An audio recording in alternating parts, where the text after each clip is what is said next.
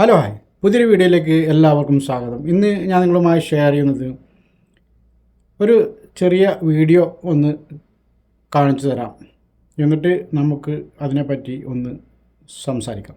അനധികൃത കുടിയേറ്റക്കാർക്കെതിരെ നിലപാട് ശക്തമാക്കിയതോടെ പശ്ചിമ ബംഗാളിലെ ബംഗ്ലാദേശി കുടിയേറ്റക്കാർ കൂട്ടത്തോടെ തിരികെ പോവുകയാണ്. ബിജെപി സർക്കാർ അധികാരത്തിലെത്തിയതോടെ അനധികൃത കുടിയേറ്റക്കാർക്കെതിരെ പരിശോധന ശക്തമാക്കി. വീട്ടുജോലിക്ക് മറ്റുമായി 100 കണക്കിന് പേരാണ് അതിർത്തി കടന്ന് ബംഗാളിലെത്തിയിരിക്കുന്നത്. ഇത്തരക്കാർ കൂട്ടത്തോടെ അതിർത്തി വഴി സ്വദേശത്തേക്ക് ഇപ്പോൾ മടങ്ങുകയാണ്. സജിത്ത് ചേരുന്നുണ്ട് വിവരങ്ങളുമായി. സജിത്ത്, ദൃശ്യങ്ങളിലേക്ക് കൂടി നമുക്കൊന്ന് പോകാൻ വന്നിരുന്നു.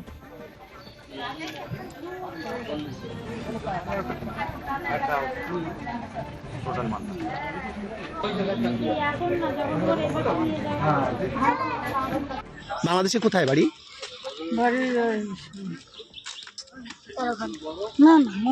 মোল্লাডাঙ্গা। এদিকে কোথায় থাকতেন? কি কাজ করতে? বাসন মাজা কাজ করতেন। কতদিন আগে আসছিলেন? 2-3 মাস আগে। হ্যাঁ, কোন বর্ডার দিয়ে আসছিলেন মনে নেই? হ্যাঁ, কি নাম কি আপনার? খুলনা জেলায়। এখানে কোথায় থাকতেন? দুর্গানগর। സജിത്ത് ചേരുന്നുണ്ട് വിവരങ്ങളുമായി. സജിത്ത്, ഈ അനധികൃത കുടിയേറ്റക്കാർക്കെതിരെ പശ്ചിമബംഗാളിൽ BJP വലിയ തരത്തിലുള്ള നിലപാടുകൾ സ്വീകരിക്കുന്നു, നടപടികൾ സ്വീകരിക്കുന്നു എന്ന് വേണം ഇതിലൂടെ മനസ്സിലാക്കാൻ. എന്താണ് അവിടുത്തെ നിലവിലെ സാഹചര്യം? ഈ കുടിയേറ്റക്കാരൊക്കെ പോകുന്നു എന്ന് പറയുമ്പോൾ അവരെ അത് ഏത് രീതിയിൽ ബാധിക്കുന്നു എന്നുള്ളത് കൂടി നമ്മൾ നിരീക്ഷിക്കേണ്ടതുണ്ടല്ലോ. ഇപ്പോൾ നമ്മൾ കണ്ട ദൃശ്യങ്ങൾ മുർഷിദാബാദ്, നാദിയ തുടങ്ങിയ അതിർത്തി ജില്ലകളിൽ നിന്നുള്ള ദൃശ്യമാണ്. അതിർത്തി മേഖലകളിൽ കൂട്ടത്തോടെ പലായനം നടക്കുന്നു എന്നതാണ് സാഹചര്യം. അതായത് അനധികൃത കുടിയേറ്റക്കാർ കൂട്ടത്തോടെ അതിർത്തികൾ വഴി ഇപ്പോൾ ബംഗ്ലാദേശിലേക്ക് മടങ്ങുകയാണ്. ബംഗാളിലെ ഭരണമാറ്റമാണ് ഇതിന് ഇടവെക്കുന്നത്. നേരത്തെ മമതാ സർക്കാരും ഈ ബംഗ്ലാദേശി കുടിയേറ്റക്കാർക്ക് എല്ലാ സഹായങ്ങളും നൽകുന്നു എന്നതായിരുന്നു ഉണ്ടായ സാഹചര്യം. ഒന്ന്, SIR നടപ്പിലായി. ഇതോടുകൂടി വോട്ടവകാശമില്ല. കുടിയേറ്റക്കാർ, ഇവിടുത്തെ അനധികൃത താമസക്കാർ ആരാണെന്ന് തിരിച്ചറിയപ്പെടുന്നു. ഈ സാഹചര്യത്തിൽ ബംഗ്ലാദേശികൾ കൂട്ടത്തോടെ നാടുകളിലേക്ക് മടങ്ങുന്നു എന്നാണ് സാഹചര്യം. പലപ്പോഴും ബംഗ്ലാദേശികൾക്ക് ഇവിടെ പശ്ചിമബംഗാൾ സർക്കാർ തന്നെ ചില സഹായങ്ങൾ നൽകി അവരെ ഇവിടെ പിടിച്ചു നിർത്തുന്നു എന്ന ആക്ഷേപമുണ്ടായിരുന്നു. എന്നാൽ ഭരണമാറ്റം സംഭവിച്ചതോടുകൂടി അനധികൃത കുടിയേറ്റക്കാർക്കെതിരെ പരിശോധനകൾ കർശനമാക്കി. ഇതോടുകൂടിയാണ് അതിർത്തികളിൽ ഈ വലിയ തരത്തിലുള്ള മടങ്ങിപ്പോക്ക് പ്രകടമാവുന്നത്. പലരും വീട്ടുജോലിക്കും മറ്റുമായി പശ്ചിമബംഗാളിൽ താമസമാക്കിയിരുന്നവരാണ്. ഇവരെല്ലാവരും ബംഗാൾ ഭാഷ സംസാരിക്കുന്നവരാണ്. ഇവരെല്ലാമാണ് ഇപ്പോൾ കൂട്ടത്തോടെ മടങ്ങിപ്പോകുന്നത്. 2 സാഹചര്യങ്ങളുണ്ട്. ഒന്ന്, അതിർത്തികളിൽ കുടിയേറ്റം, ഈ അനധികൃതമായ കടന്നുകയറ്റം തടയുന്നതിന് വേണ്ടി അതിർത്തി വേലികൾ ശക്തമാക്കുന്നതിനുള്ള നീക്കമുണ്ടായിട്ടുണ്ട്.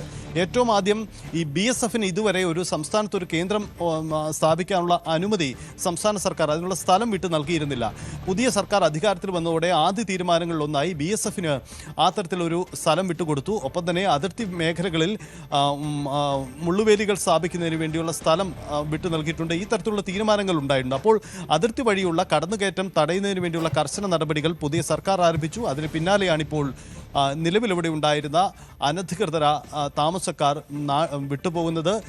അതിർത്തി മേഖലകളിൽ പലയിടങ്ങളിലും കൂട്ടത്തോടെയുള്ള കാഴ്ചയാണ്. കൂട്ടത്തോടെ ആളുകൾ പലായനം ചെയ്യുന്നത്, ബംഗ്ലാദേശിലേക്ക് ആളുകൾ മടങ്ങിപ്പോകുന്ന കാഴ്ചയാണ് ഇപ്പോൾ പശ്ചിമ ബംഗാളിൻ്റെ അതിർത്തി മേഖലകളിൽ പ്രകടമാകുന്നത്. അപ്പോൾ ഇതൊരു മലയാളം ചാനലിൽ വന്ന ഒരു വാർത്തയാണ്. നിങ്ങളൊക്കെ കണ്ടിട്ടുണ്ടാവുമെന്ന് വിചാരിക്കുന്നു.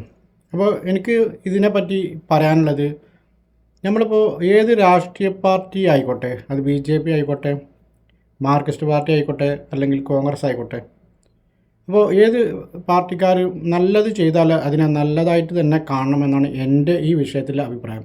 പറയാൻ കാരണം, ഈ ബംഗ്ലാദേശിൽ നിന്നും അനധികൃതമായി കുടിയേറി പശ്ചിമ ബംഗാളിൽ താമസം തുടങ്ങി അവിടുന്ന് ഇത്തരം ആളുകൾ നേരെ ട്രെയിനും പിടിച്ച് കേരളത്തിലേക്ക് വന്നിട്ട് ജോലി ചെയ്യുക. അവർക്ക് നല്ല സുഖമാണ്. കേരളത്തിൽ ജോലി ചെയ്യാൻ നല്ല സാലറി കിട്ടും, എല്ലാ സൗകര്യമുണ്ട്. അപ്പോൾ ഈ BJP സർക്കാർ പശ്ചിമ ബംഗാളിൽ നടപ്പാക്കിയിട്ടുള്ള ഈ അനധികൃത കുടിയേറ്റക്കാരെ കുടിയൊഴിപ്പിക്കുന്ന ഈ പരിപാടി എന്ത് അർത്ഥത്തിലും നല്ലതാണ് എന്നാണ് എൻ്റെ അഭിപ്രായം. കാരണം എന്താ വെച്ചാൽ, നമ്മുടെ കേരളത്തിൽ ഇത്തരം ആളുകൾ വന്നിട്ട് നേരെ ബംഗാളിൽ നിൽക്കാതെ, അല്ലെങ്കിൽ കുറച്ച് പേരെങ്കിലും, ആദ്യം ഒരു പകുതി പേരെങ്കിലും കേരളത്തിലേക്ക് വന്ന് ജോലി ചെയ്യുകയാണ്. കാരണം ഇപ്പോൾ ഈ ഇലക്ഷൻ വന്നപ്പോൾ കുറേ ആളുകൾ തിരിച്ച് അവരുടെ നാട്ടിലേക്ക് പോയി, തിരിച്ചു വന്നില്ല എന്ന് പറയുമ്പോൾ അന്ന് മനസ്സിലാക്കേണ്ടത് എന്താ വെച്ചാൽ, ഇവരൊന്നും ശരിക്കും ഇന്ത്യക്കാരല്ല, അല്ലെങ്കിൽ ഈ ബംഗ്ലാദേശിൽ നിന്നും കുടിയേറി ബംഗാളിൽ താമസം തുടങ്ങി അവിടുന്ന് കേരളത്തിലേക്ക് വന്ന ആളുകളാണെന്നാണ് എൻ്റെ ഒരു നിരീക്ഷണം, ഒരു കാഴ്ചപ്പാട്. അപ്പോൾ ഈ മോഡി സർക്കാർ അല്ലെങ്കിൽ ഇപ്പോൾ അവിടുത്തെ സർക്കാർ, BJP സർക്കാർ ഈ എടുക്കുന്ന പല കാര്യങ്ങൾക്കും വിയോജിപ്പുണ്ടെങ്കിലും ഈ കാര്യം നല്ലൊരു കാര്യമായിട്ടാണ് എനിക്ക് തോന്നുന്നത്.